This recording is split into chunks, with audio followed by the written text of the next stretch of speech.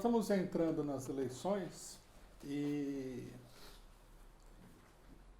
ao contrário do conjunto da esquerda e, logicamente, da burguesia, nós temos que fazer uma advertência, né, antes de atravessar a porta das eleições, para que todo mundo saiba do que se trata. Quer dizer, não é que as eleições são aquela disputa justa, né, em pé de igualdade, onde as pessoas vão disputar o voto do eleitor, né, onde vencerá o melhor candidato, os melhores candidatos, o melhor partido, o melhor programa. Nós temos que começar a campanha eleitoral chamando atenção para o fato de que as eleições, na realidade, não são nada disso. Que as eleições são um jogo de cartas marcadas, né? São uma atividade, um processo totalmente dominado pelos grandes capitalistas. E quando nós falamos grandes capitalistas, nós estamos nos referindo a bilhões de dólares de rendimento, onde interfere inclusive o capital estrangeiro, né? E os partidos de esquerda entram na eleição sem nenhum tipo de os partidos de esquerda, uma parte dos partidos de esquerda, particularmente o nosso, entram na eleição sem nenhum tipo de recurso para fazer frente a essa poderosíssima máquina de triturar o adversário.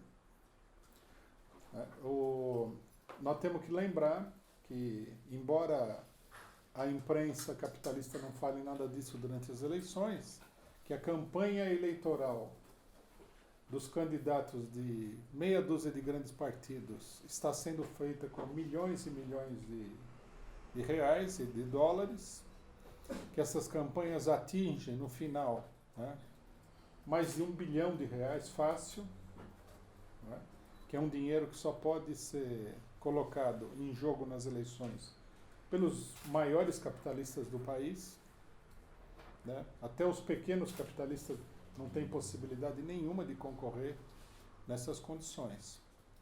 Nós temos que lembrar também que a imprensa capitalista, que organiza a informação durante a eleição, tanto a imprensa escrita como a imprensa de televisão e rádio, ela é totalmente cartelizada, né?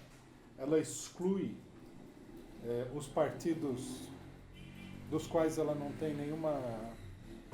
tem nada a favor, como é o caso do nosso, a pretexto de que você é pequeno, né?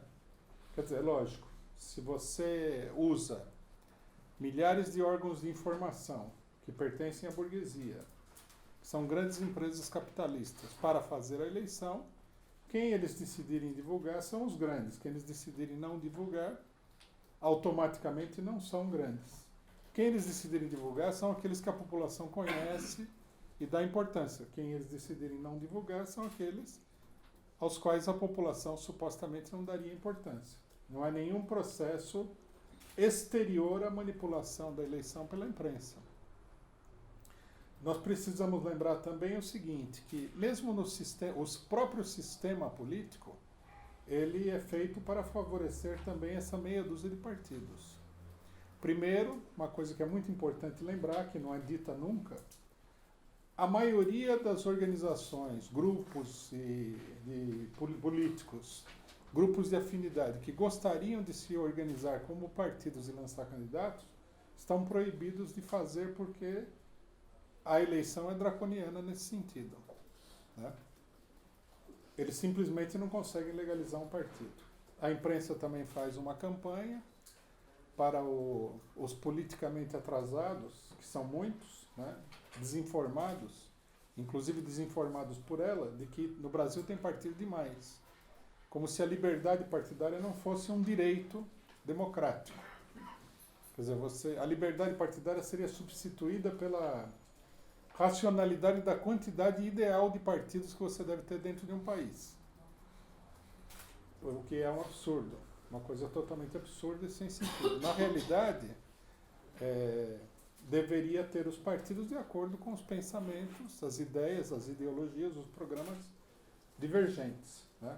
Vamos lembrar que no Brasil tem estimando por baixo, não tenho o número certo, cerca de 100 organizações de esquerda que não conseguem e não conseguirão nunca se legalizar.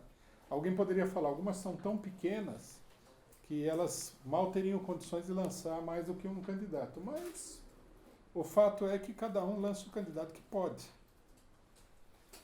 E elas teriam, todas elas, direito de se legalizar. Quer dizer, essa exclusão já torna a eleição totalmente antidemocrática. Porque não estão presentes todos os partidos que poderiam estar presentes ou que gostariam de estar presentes.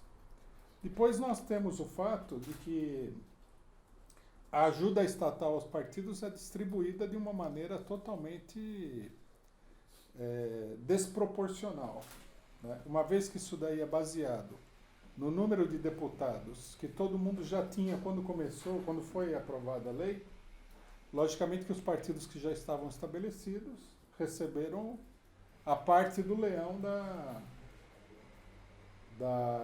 do fundo partidário. E os partidos que entraram nas eleições e não tinham previamente conseguido eleger seus deputados, porque nem existiam ou coisa que o valha, não tem uma parte minúscula, insignificante, puramente formal do fundo partidário. A mesma coisa acontece com o tempo na televisão. O tempo na televisão é uma medida democrática, que deveria servir para que a população pudesse conhecer a proposta dos candidatos. Quer dizer, ele estaria, vamos dizer assim, fora da profunda desigualdade de recursos que existe no apoio social da burguesia a determinados candidatos e partidos. Mas aqui também se verifica a mesma coisa. Enquanto que um partido como o nosso tem aí alguns segundos na televisão, os outros têm 20 minutos, 30 minutos, etc. e tal.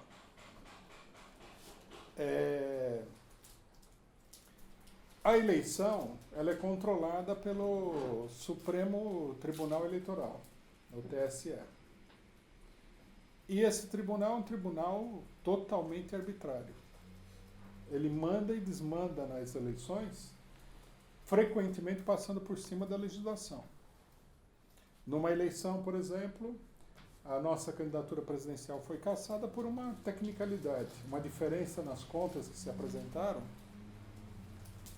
da ordem de centavos, enquanto que candidatos que sofrem processos multimilionários pelo desvio aí de milhões e milhões de reais não foram cassados. Eles procuram estabelecer, inclusive, uma seleção de candidatos, quer dizer, você já não pode legalizar todos os partidos. O dinheiro que é usado nas eleições é distribuído de maneira desigual. O dinheiro estatal é distribuído de maneira desigual. O tempo na televisão é distribuído de maneira desigual. A imprensa capitalista controla a informação de maneira desigual. E ainda por cima, o TSE seleciona quais candidatos ele acha que são bons ou não. Né? O que aconteceu com a questão da ficha limpa. Então agora, um candidato com qualquer problema pode ser cassado. E outro candidato multimilionário que tenha 700 processos contra ele pode ser legalizado. Tudo depende da manipulação do judiciário. Quer dizer, é uma situação onde nós temos apenas um simulacro de democracia. Isso daí é uma aparência. Né? Nós poderíamos colocar muitos outros dados. É por isso que nós temos, inclusive, combatido o poder dos grandes tribunais, que é o poder mais arbitrário que existe, porque eles fazem e desfazem de acordo com o que eles querem. A gente viu isso muito bem no julgamento do Mensalão.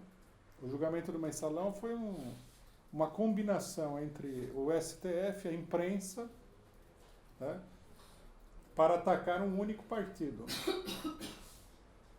Existem aqueles ingênuos que falam que isso é uma luta contra a corrupção, mas é uma luta contra uma corrupção de uma determinada fração dos supostos corruptos. Os outros não recebem o mesmo tratamento, então qualquer pessoa politizada sabe que isso é uma manipulação política e que não poderia haver esse poder extraordinário dos tribunais superiores, né? Que não foram eleitos por ninguém, que ninguém controla, etc. e tal, que inclusive são cargos vitalícios.